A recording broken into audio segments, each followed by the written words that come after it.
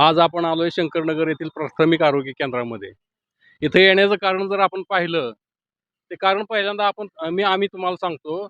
या ठिकाणी येण्याचं कारण म्हणजे हे प्राथमिक आरोग्य केंद्र 2 दिवस झाला अंधारात आहे. याचे कारण विचारले असता त्यांनी सांगितलं, येथील कर्मचाऱ्यांनी सांगितलं की लाईट बिल न भरल्यामुळे या आरोग्य केंद्राची लाईट कट केली आहे. लाईट बिल किती होतं तर साधारण 50-55 हजाराच्या आसपास होतं. 3 महिन्यापासून हे लाईट बिल थकलेलं आहे. येथील अधिकाऱ्यांनी ते लाईट बिल पंचायत समितीकडे पाठवलं होतं भरा म्हणून, मात्र त्यांनी निधी नसल्यामुळे ते माघारी पाठवण्यात आलं. त्याचा फटका मात्र येथील वीज पुरवठा खंडित होण्याला झाला. आपण पाहिलं तर लाईट नसल्यामुळं येथील जीवरक्षक लशी ज्या आहेत सर्व, यावर प्रचंड परिणाम होणार होता. त्यांनी SDHला म्हणजे उपजिल्हा रुग्णालय या ठिकाणी येथील सर्व लशी पाठवून दिल्या. त्यामुळे त्या थोडक्यात वाचल्या. लाखो रुपयांच्या लशीचं नुकसान होता येथील कर्मचाऱ्यांच्या जागरूकतेमुळे वाचलेलं आहे. त्याचप्रमाणे येथील यशवंतनगर असेल, चौंडेश्वरवाडी असेल, इथं शेजारी गिरजणी असेल, खुडूस असेल, येथील दररोज 50 ते 60 पेशंट या ठिकाणी तपासणीसाठी येत असतात.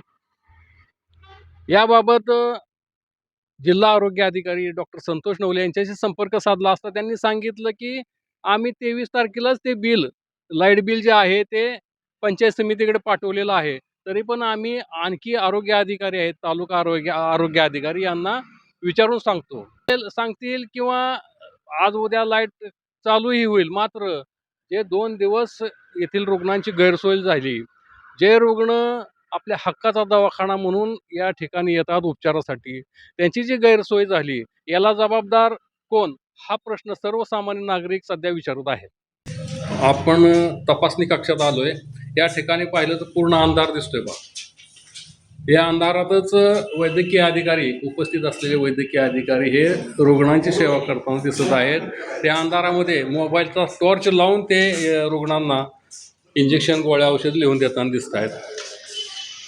हे पहा, पूर्णपणे अंधार आहे या कक्षामध्ये. पूर्णपणे वीज पुरवठा खंडित केल्यामुळे या ठिकाणी असलेला फ्रीज आणि त्यामध्ये ठेवलेल्या लशी आपण पाहतोय की लाईटच नाही तर या ठिकाणी लशी पण नाही आहेत. या लशी उपजिल्हा रुग्णालयामध्ये हलवल्याचे ही प्रयोगशाळा.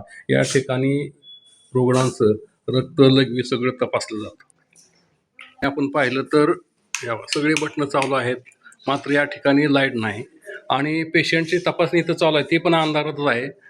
त्याचप्रमाणे इतरही कक्षामध्ये आपण पाहणार आहोत. ही प्रयोगशाळा. या ठिकाणी रुग्णांचं रक्त, लघवी सगळं तपासलं जातं.